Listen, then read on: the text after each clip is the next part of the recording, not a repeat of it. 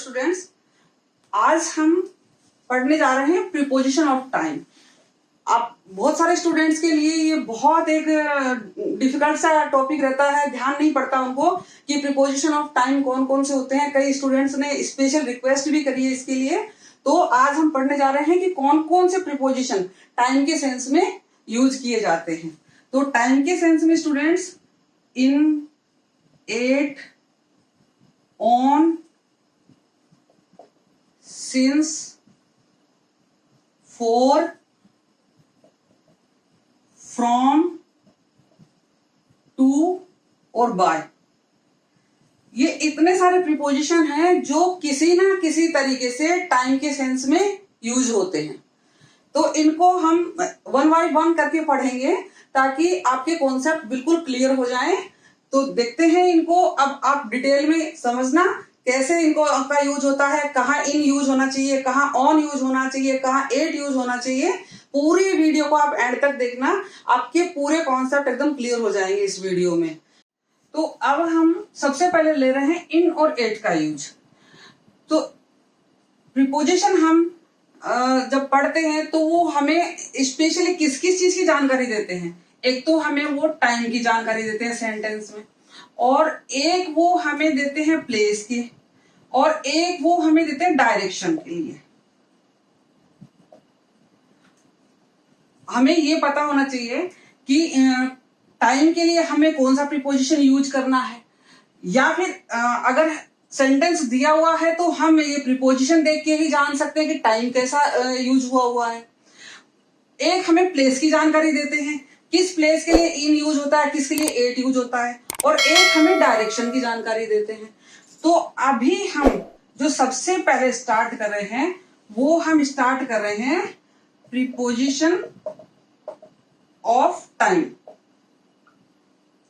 यानी इन और at time के सेंस में कहां कहां यूज किए जाते हैं। अब हम देखेंगे कि इन और एट को हम टाइम के सेंस में कहां कहां कैसे यूज कर सकते हैं।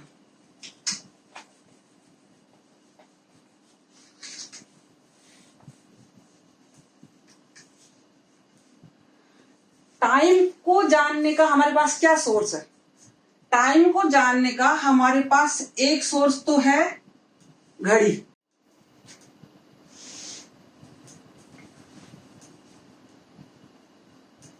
तो एक तो घड़ी है जो हमें टाइम बताती है, और दूसरी चीज क्या है? कैलेंडर।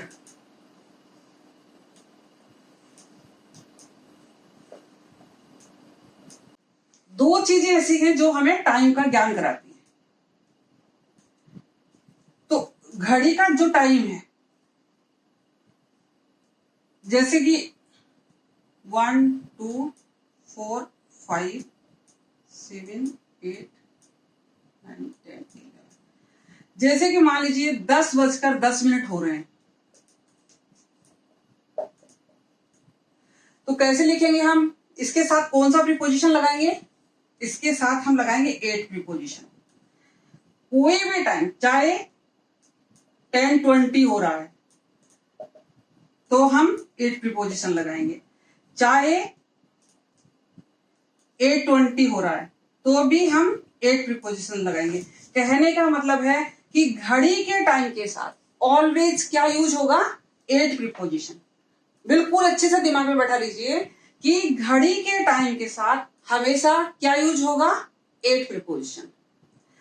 अब हम देखते हैं कैलेंडर। कैलेंडर में हमें क्या क्या पता पड़ता है?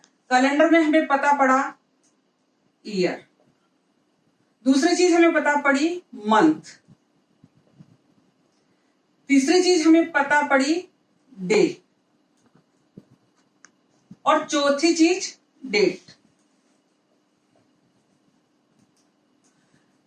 तो याद रखिए, जहां भी ईयर एंड मंथ यूज होगा, चाहे कोई भी ईयर हो, 1947, 2009, 2020, कोई भी ईयर अगर यूज होगा तो इससे पहले हम क्या लगाएंगे? इन लगाएंगे। और कोई भी मंथ, चाहे जैन है, फेब है, कुछ भी है, कोई भी मंथ है, उससे पहले भी हम क्या लगाएंगे? इन लगाएंगे। समझ में आया? कैलेंडर याद रखिएगा, month and year, month and year जहां भी आएंगे वहां पर हम क्या लगाएंगे, इन लगाएंगे। और डे एंड डेट, जहां भी डे एंड डेट आएंगे वहां हमने हेडिंग में नहीं डाला, लेकिन डे एंड डेट के साथ हमेशा ऑन आता है। क्या आता है, ऑन मंडे, ऑन 15 अगस्त। तो ये तीन बातें आप बिल्कुल याद रखेंगे। घड़ी के टाइम के साथ में 8 लगेगा। कहीं भी अगर ईयर आता है और मंथ आता है, जनवरी, फरवरी, मार्च, अप्रैल, कोई भी महीना या कोई भी ईयर, तो उससे पहले इन लगेगा। और कहीं पर भी अगर डे और डेट आते हैं तो उससे पहले ऑन लगेगा। तो ये छोटा सा कॉन्सेप्ट तो आपको बहुत अच्छे से समझ में आ गया होगा। अब थोड़ा और आगे बढ़ते हैं। अब एक चीज और है जिसमें बच्चे कंफ्यूज्ड होते हैं, वो है दिन से लेकर रात तक का टाइम, जिसमें कि क्या यूज होना चाहिए, एट यूज होना चाहिए, इन होना चाहिए, कि क्या होना चाहिए। तो अब अपन देखते हैं, अपन इसको इस तरीके से देखते हैं। सबसे पहले क्या होता है, सनराइज होता है। आपने देखा होगा कि न्यूज़पेपर वगैरह में भी एक सनराइज का टाइम दिया हुआ होता है ना। और सनराइज को के साथ में दो वर्ड इसके सिनोनिम्स हैं। कभी कभी वो भी एग्जाम में यूज कर लिए जाते हैं, डे ब्रेक और डाउन, कभी कभी ये भी यूज कर लिए जाते हैं। तो मैं आपको बता दूं एक बात बहुत अच्छी तरह से, कि कोई भी पॉइंट ऑफ टाइम अगर कहीं पर भी आता है तो वहां पर हम क्या यूज करेंगे, 8 यूज करेंगे। क्या यूज करेंगे, 8। और कहीं पर भी पीरियड ऑफ टाइम आता है, पॉइंट ऑफ टाइम,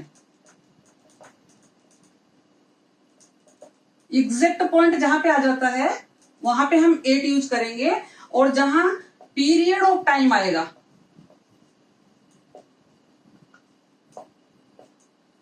वहां पे हम इन यूज करेंगे।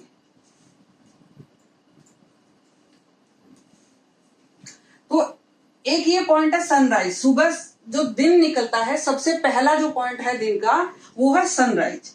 सनराइज एक निश्चित टाइम पे होता है, एग्जैक्ट टाइम पे होता है सनराइज। आपने देखा होगा अखबारों में कभी लिखा था 7:14 पे सनराइज है, आज 7:15 बजे सनराइज है, आज 7:20 पर है, आज 6:45 पर है। अलग अलग गर्मियों में सर्दियों में अलग अलग टाइम होता है सनराइज का।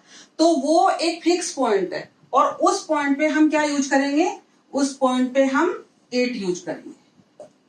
8 सनराइज, 8 डे ब्रेक, 8 डाउन। फिर सनराइज के बाद में जो टाइम आता है वो मॉर्निंग का टाइम शुरू होता है। अब मॉर्निंग सुबह 7 बजे से लेके 11 बजे तक मॉर्निंग चलती है अपन लोगों की। आपने देखा होगा गुड मॉर्निंग के मैसेज आते ही रहते हैं, 11 साढ़े 11 बजे तक गुड मॉर्निंग चलती रहती है। तो मॉर्निंग का जो टाइम है वो 3-4 घंटे का लंबे ड्यूरेशन का टाइम है। और लंबे ड्यूरेशन में हम क्या लगाते हैं, इन। तो मॉर्निंग अगर वर्ड आया तो हम क्या लगाएंगे, इन। फिर मॉर्निंग 11:30 बजे तक खत्म हो जाती है। उसके बाद में एक और टाइम आता है, वो टाइम आता है नून। और नून बहुत लिमिटेड टाइम को नून मानते हैं हम लोग। 12 बजे, 12:15 बजे का जो टाइम है, एग्जैक्ट टाइम है, 15 मिनट का, 20 मिनट का, आधा घंटे का, उसको हम नून मानते हैं। तो वो भी एक एग्जैक्ट टाइम हो गया। तो यहां भी हम क्या लगाएंगे, 8 लगाएंगे। लेकिन नून के बाद में जो 12:30 बजे के बाद में जो टाइम शुरू होता है वो कौन सा टाइम शुरू होता है, आफ्टरनून। आफ्टरनून हमारा वही 3-4 घंटे चलेगा। तो क्या लगाएंगे हम, इन लगाएंगे। फिर आफ्टरनून के बाद में हमारा एक और टाइम आता है जिसको हम बोलते हैं इवनिंग। इवनिंग में हमारा 2-3 घंटे चलता है। तो इवनिंग के साथ भी हम क्या लगाएंगे, इन लगाएंगे। फिर इवनिंग के बाद में हमारा एक पॉइंट और आता है, कौन सा, सनसेट पॉइंट, जब सूर्यास्त होता है। एक निश्चित टाइम पे सूर्यास्त होता है वो ही जैसे सनराइज का लिखा था, जैसे सनसेट का भी लिखा रहता है कि इतने बजे आज सूर्यास्त होगा, न्यूज़पेपर वगैरह में आप देखोगे तो इसके भी दो सिनोनिम्स और हैं। एक तो क्या है, डस्क, ध्यान दीजिएगा ये इसका अपोजिट है, और एक है ट्विलाइट। चूंकि ये भी एक पॉइंट है तो इसके साथ क्या लगेगा, 8 लगेगा। सनसेट के साथ क्या लगेगा, 8 लगेगा। अब सनसेट के बाद में क्या शुरू होता है, नाइट। नाइट के साथ, नाइट में क्या लगेगा, ये एक समझने की बात है। नाइट के साथ में दोनों लगते हैं, 8 भी लगता है और इन भी लगता है, पर 8 कहां लगता है और इन कहां लगता है, ये बहुत समझने की बात है। यहां तक आपको अच्छे से समझ में आ गया होगा, मुझे रब करना है इसको।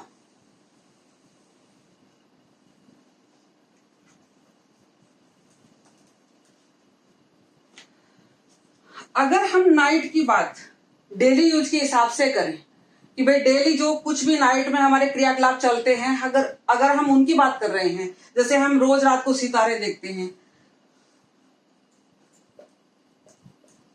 वी सी स्टार्स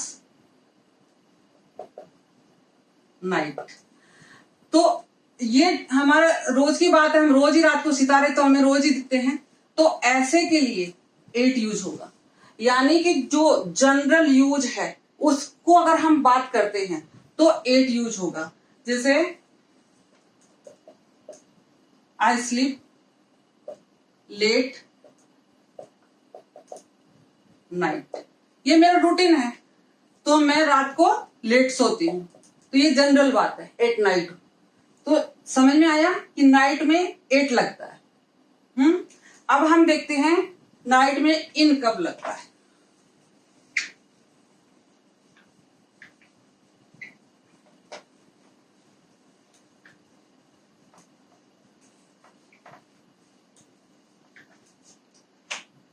अगर कोई स्पेशल पार्टी है, कोई स्पेशल बात है, कोई स्पेशल काम है और उसके लिए हम नाइट का जिक्र कर रहे हैं, तो वहां पर हम इन यूज करेंगे। जैसे कि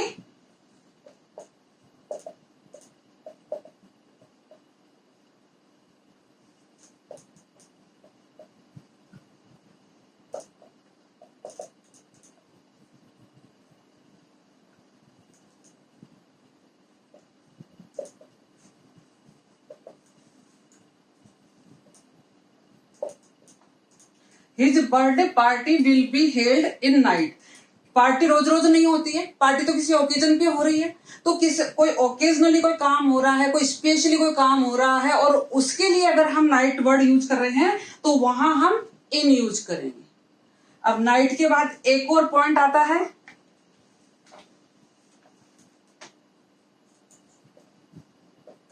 मिडनाइट, और चूंकि मिडनाइट भी वही रात का 12 बजे है, तो हम क्या यूज करेंगे, 8।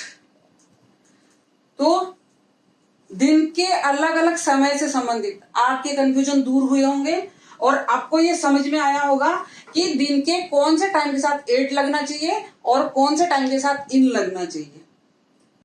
अब एक और कंफ्यूजन रहता है बच्चों में टाइम को लेकर, टाइम के प्रीपोजिशन को लेकर, कि कोई भी त्योहार के साथ में कभी तो 8 लग जाता है, कभी ऑन लग जाता है, कभी इन लग जाता है, ऐसा क्यों है। तो उसका भी रीजन है, वो ऐसे नहीं लग जाता है, उसका कारण है। जैसे कि हम 8 कहां यूज करेंगे,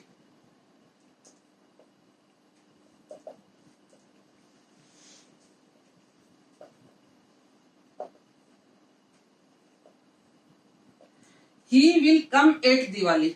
अब हम 8 क्यों यूज कर रहे हैं यहां दिवाली के लिए, 8 इसलिए यूज कर रहे हैं कि कुछ त्योहार ऐसे होते हैं, जैसे दिवाली है, दशहरा है, होली है, क्रिसमस है, ये ऐसे त्योहार होते हैं कि ये 8 दिन, 10 दिन, 15 दिन इनका सेलिब्रेशन चलता रहता है, पहले से शुरू हो जाता है, बाद तक चलता रहता है। तो जहां पर ड्यूरेशन आती है, लॉन्ग पीरियड आ जाता है त्योहार का, तो उस ड्यूरेशन वाले टाइम के लिए वो he will come at Diwali, यानी दिवाली से 4 दिन पहले जब व्हाइट वॉश वगैरह हो रही तभी आ जाएगा वो। समझे बात को कि दिवाली के दिनों में ही आ जाएगा वो, दिवाली जब आ रही है और उससे पहले जो हमारे वर्क जो चल रहे हैं दिवाली के, जो हमारी साज सज्जा चल रही है, साफ सफाई चल रही है, 10 दिन पहले ही हम जो दिवाली का शुरू कर देते हैं मनाने का तरीका, तो वो तभी आ जाएगा। तो ये जो 8 है ये कब यूज होगा कि 8 दिवाली, 8 क्रिसमस, क्रिसमस 25 दिसंबर को आता है, लेकिन पहले से उसकी तैयारियां शुरू हो रही, तो वो हो सकता है 20 को आ जाए, 21 को आ जाए, 22 को आ जाए, तो वो उन दिनों में आएगा। उन दिनों के लिए जब यूज होगा तो हम 8 यूज करेंगे। लेकिन ही will come on Diwali, on Diwali करेंगे जब हम यूज, कब करेंगे? जब वो बंदा दिवाली के दिन आएगा, जब वो बंदा दिवाली के दिन आएगा तो हम ऑन यूज करेंगे। दिवाली से पहले 8-10 दिन जब अपना वर्क चल रहा है, शॉपिंग वगैरह चल रही है, साफ सफाई चल रही है, तब आएगा, तब तो हम क्या यूज करेंगे? 8 यूज करेंगे। लेकिन अगर वो बंदा दिवाली के दिन ही आ रहा है तो हम क्या यूज करेंगे? ऑन यूज करेंगे। तो आपको ये चीज समझ में आई होगी कि 8 क्यों यूज किया जा रहा है, ऑन क्यों यूज किया जा रहा है। एग्जैक्ट डे पे आ रहा है कोई, जैसे क्रिसमस पे आ रहा है तो ऑन क्रिसमस, जैसे इंडिपेंडेंस डे फिक्स डे है 15 अगस्त, तो अगर इंडिपेंडेंस डे पे आ रहा है तो ऑन इंडिपेंडेंस डे, तो फिक्स डे पर आते हैं तो ऑन, और अगर उस ड्यूरिंग आते हैं तो 8 यूज करेंगे। ऐसे ही जैसे एक और एग्जांपल है,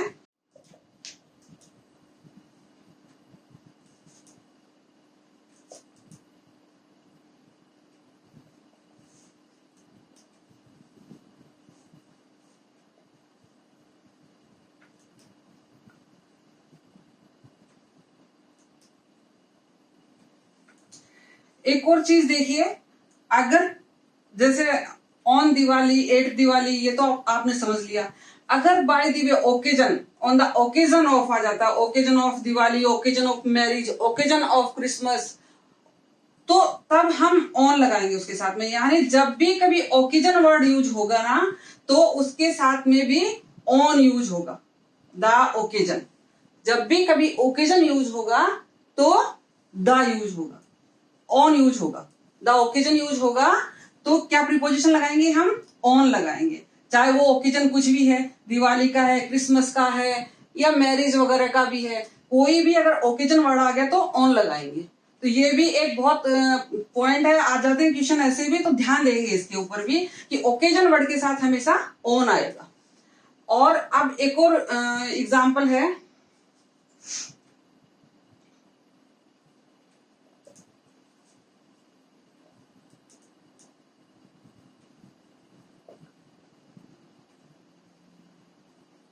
जैसे न्यू ईयर हम मनाते हैं तो 31 की नाइट को मनाते हैं, तो कोई लोग न्यू ईयर मनाने आते हैं तो एक दिन पहले आ जाते हैं ना, अपन बोलते हैं ना पूर्व संध्या को।